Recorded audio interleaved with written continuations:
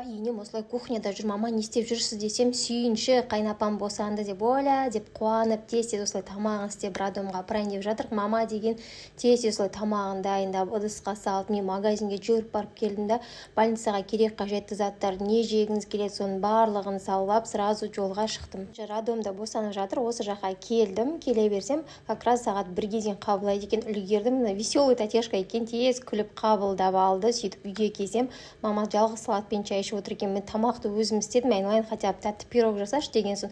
Все, какой разговор дедім да. Үйде 2 алма бар еді, осы тез теркадан өткіздім, үстіне қант қостым, сосын кішкене май болса май қосастыр, сосын грецкий орех болса соны қосастырды, жақсылап тұрып араластырып, дайындап қойған салмамыздың үстіне жақсылап тұрып салып, осылай тігістеп тұрып, жақсылап тұрып бірыңғайлы етіп жазамыз. Негізі бүгін мамадан ұят болды, тамақты өзі істеді. Сіздердің де мамаларыңыз, енелеріңіз осылай тамақ жасап тұра ма? Сол жай жаза кетіңіздер. Сосын 180 градуста осылай пирогымды пісіріп алдым. 30 минутта өте дәмді болып шықты. Бала-шағамен, жолдасымен шүйіркелесіп отырып жеп алды. Сіздер де өйстіп ата-енеңізді қуанып тұрасыздар ма? Жаза кетіңіздер.